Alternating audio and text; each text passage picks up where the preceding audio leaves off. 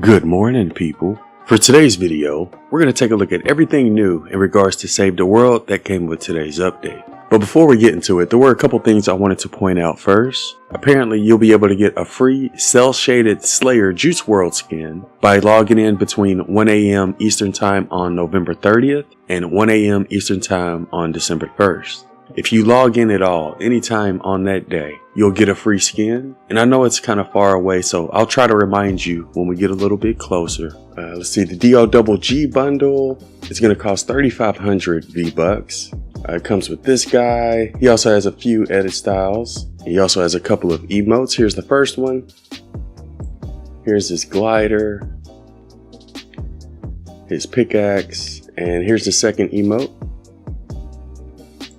It also comes with a pretty cool back bling and a jam track. If you want to get the skin by itself, it'll be 1,800 V-Bucks. And there's also the new Snoop Dogg Cadillac vehicle that's available. But yeah, it comes with some decals. It also comes with some rims, and that costs 2,800 V-Bucks. We've already taken a look at the Battle Pass and bonus rewards and all of this stuff in the live stream. I'll leave a link to that live stream in the description if you want to go check that out. They added your presets to the little option that has the 3 circles right next to character. On PlayStation, you'll have to press R2.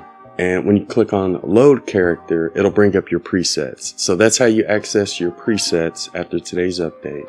I believe they also increased the number of presets you have up to 200 after today's update. Looks like they also made some changes to the discovery menu. In order to play Save the World now, I have to click that arrow and then click on save. Oh, okay, that's a little weird, but they changed the way the discovery menu looks. Anyways, when it comes to Save the World, we're gonna get a couple of new heroes as well as a new weapon. And shout out to Archer for providing us with this information. And first we'll start off with the new weapon. It's called a flame bow, and here's a picture of it. We don't really have a whole lot of information in regards to this new weapon, so we don't know when it's coming out. We don't know what elements it's gonna have or what kind of perks it'll have. But if it's getting leaked now, then that means we'll most likely see it soon. So if I had to take a guess, I would assume it's probably gonna come out within the next couple of weeks. And obviously, as soon as it comes out, we'll do a review on it. But that's the new weapon that was leaked with today's update. We also got a couple of new heroes that were leaked. This first one is called Snow Strike, and she's going to be a ninja. We don't know what her perks are at the moment, but this is what she looks like. She sort of reminds me of Sub-Zero Zenith a little bit. But yeah, she's going to be a ninja. We also got a leak in regards to a new Outlander called Ruckus. And here's what Ruckus is going to look like. And again, as of now, we don't know what his perks are going to be either. But as soon as we find out more information about these 2 new heroes, I'll be sure to let you all know. And as soon as they get released, we'll do a review on them. But yeah, if they're getting leaked now, chances are we'll most likely see them soon. Probably within the next few weeks. He sort of looks like the male version of the Mayhem Outlander we got a couple of months ago. They sort of look like they could be related. And it looks like there could possibly be a 3rd new hero, according to this tweet, that says another upcoming hero code named Mad Commander. But we didn't get any pictures when it comes to that one. But that's all the information we have when it comes to the new heroes as well as the new weapon. It looks like they fixed the base bug, so you should be able to see your base when you pull up your trap wheel. Next thing I want to go over are the new Battle Pass XP values you can get from Save the World. They didn't increase the cap. It's pretty much the same as before. You can get a total of 448,000 XP per day from just playing Save the World. So there were no changes there, but there were changes made to the amount of XP you can get from Endurance.